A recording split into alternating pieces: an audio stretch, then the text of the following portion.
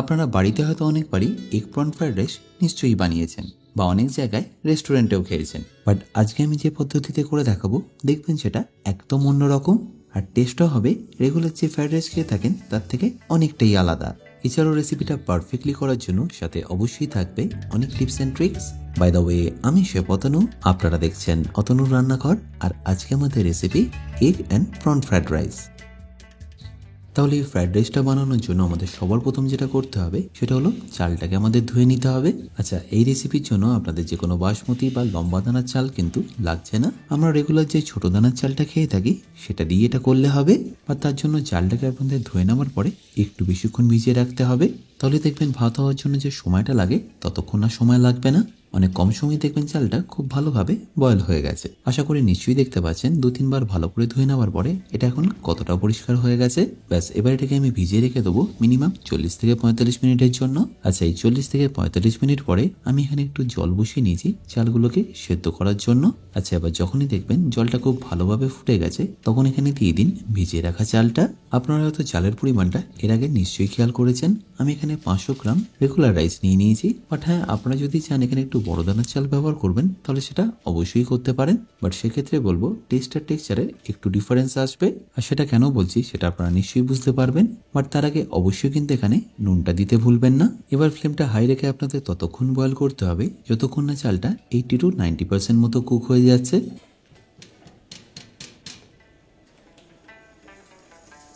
আর সেটা করতে গিয়ে যদি দেখেন ভাতের মানটা একটু ঘন হয়ে আসছে তাহলে ঘাবড়াবার কিচ্ছু নেই, কারণ এটা এখনো প্রায় 10% মতো কুক হওয়া বাকি আছে। বাট এখানে কিন্তু আর আলাদা করে জল ব্যবহার করবেন না। যদি দেখেন প্রায় 80 to 90% মতো কুক হয়ে গেছে, তুলে নিয়ে থেকে একটা আলাদা পাত্রে রেখে দিন।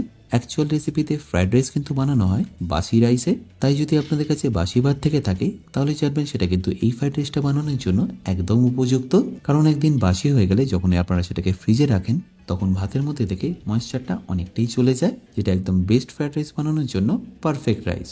আচ্ছা, এবার এই রাইসটাকে আপনারা চাইলে ফ্রিজেও রাখতে পারেন বা চাইলে ফ্যানের তলায় রেখে ঠান্ডাও করে নিতে পারেন, বাট ফ্রিজে রাখার আগে অতি অবশ্যই কিন্তু রাইসটাকে একটু ঠান্ডা করে তারপরে ফ্রিজে রাখবেন। আচ্ছা, এবার এখানে আমি 500 গ্রাম চালের জন্য প্রায় 6টা থেকে 8টা ডিম নিয়ে নিয়েছি। আমি এখানে দেখতেই পাচ্ছেন ব্রাউন এগ নিয়ে নিয়েছি, তার কারণ এর মধ্যে যে হলুদ অংশটা থাকে সেটা দেখবেন একটু ভাইব্রেন্ট কালার হয়। এই একটা কারণেই কিন্তু ব্রাউন এগটা নিয়ে নেওয়া। আর এই ব্রাউন এগের কুসুমের রংটা সাদা ডিমের তুলনায় একটু গাঢ় হওয়ার কারণ হলো ক্যারোটেনয়েডস। আর এছাড়াও চিকেনের ডায়েটের ওপর অনেকেই ভাবেন এই যে ব্রাউন এগগুলো আছে সেগুলো সাদা ডিমের তুলনায় অনেকটা বেশি টেস্টি বা হেলথের দিক থেকে বেশি উপকারী, বাট সেক্ষেত্রে বলে রাখি সেটা কিন্তু একদমই নয়। প্রোটিন বা বাকি ভিটামিনের পরিমাণও কিন্তু একদমই এক। এটা শুধু ডিপেন্ড করে চিকেনের জিনগত বৈশিষ্ট্য আর ডায়েটের ওপর। তাই যদি আপনারা এই ব্রাউন এগটা না পান তাহলে কোনো অসুবিধা নেই, রেগুলার যে সাদা ডিম আছে সেটা দিয়ে আপনারা এটাকে ইজিলি বানিয়ে নিতে পারবেন। বাট হ্যাঁ, কুসুমের যে কালারটা আছে সেটা কিন্তু একটু ফেড হবে, বাট টেস্টের কিন্তু এখানে কোনো রকম ডিফারেন্ট আসবে না। আচ্ছা, এবার এটাকে হয়তো আপনারা নিশ্চয়ই দেখলেন আমি খুব ভালোভাবে ফেটিয়ে নিয়েছি, আর ভালো করে ফেটানো হয়ে গেলে সাইডে রেখে দিচ্ছি পরে ব্যবহার করার জন্য। আচ্ছা, এবার এখানে আমি কেটে নেবো পেঁয়াজ পাতা। পেঁয়াজ পাতাটাকে জাস্ট কিছুই নয়, এইভাবে একটু ভালো করে চপ করে নেবেন।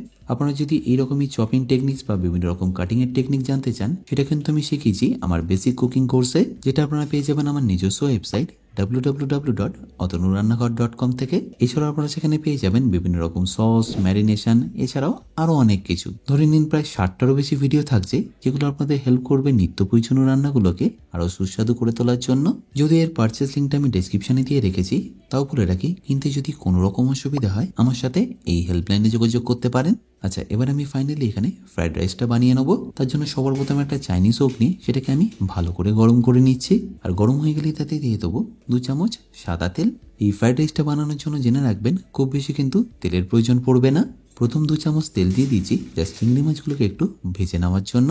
আর আমি এখানে এরকম মিডিয়াম সাইজের 18 থেকে 20 পিস চিংড়ি মাছ নিয়ে নিয়েছি, যেটাকে আপনাদের কড়াইতে দেওয়ার পরে 30 সেকেন্ডের বেশি কিন্তু কুক করলে চলবে না। জাস্ট দেওয়ার সাথে সাথেই আপনাদের দিয়ে দিতে হবে এখানে সামান্য একটু নুন। তারপর গ্যাসের ফ্লেমটা হাই রেখে আপনাদের এটাকে ভালো করে একবার মিশিয়ে নিতে হবে। যদি এইভাবে টস করতে পারেন তাহলে খুবই ভালো, যদি না পারেন কোনো অসুবিধা নেই। জাস্ট 30 সেকেন্ডের জন্য একবার ভালো করে এটাকে মিশিয়ে নিন, আর মেশানো হয়ে গেলেই তুলে নিয়ে একটা পাত্রে রেখে দিন পরে ব্যবহার করার জন্য। এবার এই একই প্যানে দিয়ে দিন আরো 2 চামচ সাদা তেল, তারপর তাতে দিয়ে দিন 4 বড় চা চামচ রসুন কুচি আর তারই সাথে 2 বড় চা চামচ আদা কুচিও। এবার এটাকে আপনাদের হাই ফ্লেমে খুব বেশিক্ষণ নয়, ধরে নিয়ে 15 থেকে 20 সেকেন্ড মতো ভালো করে একবার ভেজে নিতে হবে, যাতে রসুন আর আদার যে কাঁচা গন্ধটা থাকে সেটা বেরিয়ে যায়। আর তারপর তারই সাথে অ্যাড করে দিন পেঁয়াজ কুচি। আমি এখানে 2টো মিডিয়াম সাইজের পেঁয়াজকে আগে থেকেই চপ করে রেখেছিলাম।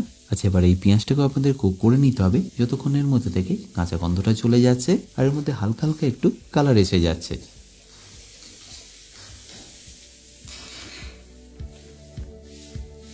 আচ্ছা, এবার দেখুন এটাকে কিভাবে আপনাদের করতে হবে। প্রথমে এইভাবে পেঁয়াজটাকে একটু সেট করে দিন, তারপর যে চালটা আমরা কুক করে রেখেছিলাম সেটা এখানে অ্যাড করে দিন।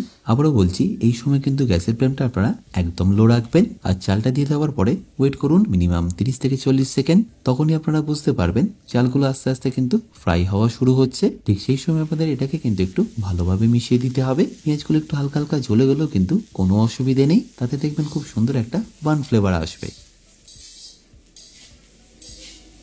এবার চালটাকে ভালো করে একবার মিশিয়ে নিন, আবার এইভাবে সেট করে দিন, তারপর ওয়েট করুন আরো 30 থেকে 40 সেকেন্ডের জন্য, যাতে নিচের রাইসগুলো একটু ফ্রাই হয়ে একটু ক্রিস্পি হয়ে যায়। তারপর আবারও মিশিয়ে নিন আর এই প্রসেসটা ফলো করুন 2 থেকে 3 বারের জন্য।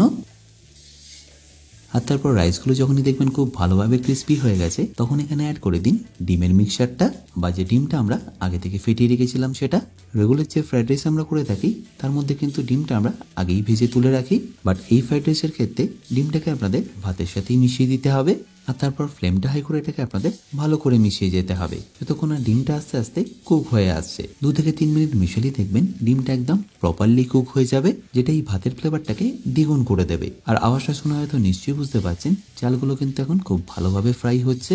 অ্যাকচুয়াল যে ফ্রাইড রাইস হয় সেটা কিন্তু এইভাবেই বানানো হয়, তাই চেষ্টা করছি এটা যাতে একদম সহজ পদ্ধতিতে আপনারা বাড়িতেই বানিয়ে নিতে পারেন। এবারে দেখে নিন এর মধ্যে আর কি কি অ্যাড করতে হবে। প্রথমেই দিয়ে দিচ্ছি অতি অবশ্যই স্বাদ মতো নুন, তারই সাথে 2 চা চামচ গোলমরিচ গুঁড়ো, এরপর 1.5 চা চামচ আজিনামোটো বা এমএসজি। এমএসজিটা এই ফ্রাইড রাইসে কিন্তু কম্পালসারি, আর যদি মনে হয় আপনারা স্কিপ করবেন তাহলে করতে পারেন, বাট সেক্ষেত্রে বলে রাখি টেস্টের কিন্তু অনেকটাই ডিফারেন্স আসবে। সব রেস্টুরেন্টে চাইনিজ খাবারে কিন্তু এই এমএসজি বা আজিনামোটোটা ব্যবহার করা হয়, আর এটা খাওয়া যে খারাপ সেটা কিন্তু একটা মিথ, তাই 1-2 দিন এটা খেলে কোনো অসুবিধা নেই। আর আপনারা হয়তো নিশ্চয়ই দেখলেন আমি এখানে চিংড়ি মাছ আর পেঁয়াজ পাতাটাকেও অ্যাড করে দিয়েছি। ব্যাস, এবারই সবকিছুকে একবার ভালো করে আমি মিশিয়ে নেবো। আচ্ছা, এবার দেখুন আমি যে ফ্রাইডের কথাটা বলছিলাম সেটা হলো এই চালগুলো ঠিক এইরকম ফ্রাই হয়ে আসবে, যেটা ভাতের মধ্যে খুব বেশি ময়েশ্চার থাকলে কিন্তু কখনই আসবে না। আর অনেকটা একসাথেও করতে গেলে দেখবেন এর মধ্যে থেকে ডিমটা জেনারেট হবে, তাতে রাইসগুলোকে আপনারা কখনোই ভাবে ফ্রাই করতে পারবেন না। আশা করি ছোট ছোট টিপস এন্ড ট্রিক্স গুলো আপনাদের নিশ্চয়ই ভালো লাগবে। আর একবার হলো রিকোয়েস্ট করবো এইরকম ভাবে ফ্রাইড রাইসটা বানিয়ে দেখার, গ্যারেন্টি দিয়ে বলছি আপনাদের দারুণ পছন্দ হবে। আচ্ছা, এবার এখানে আপনাদের দিয়ে দিতে হবে সামান্য একটু সয়া সস, বাট সয়া সসটা আপনারা ডাইরেক্টলি কিন্তু ভাতের উপরে দিয়ে দেবেন না, ঠিক আমি যেভাবে করার গায়ে গায়ে দিয়ে দিচ্ছি সেইভাবেই আপনাদের দিয়ে দিতে হবে। তাহলে দেখবেন এই সয়া সসটা খুব তাড়াতাড়ি ক্যারামেলাইজড হয়ে যাবে আর এটা খুব সুন্দর স্মোকি ফ্লেভার দেবে। এটাকে আপনাদের এই ভাতের সাথে ভালো করে মিশিয়ে নিতে হবে। ফাইনালি এটাকে একটু গার্নিশ করে নিন পেঁয়াজ পাতা দিয়ে, আর তারপর গরম গরম পরিবেশন করুন। আশা করি সিম্পল রেসিপিটা আপনাদের নিশ্চয়ই ভালো লেগেছে, আর ভালো লাগলে প্রতিবারের মতো আমাকে কিন্তু কমেন্টে জানাতে ভুলবেন না।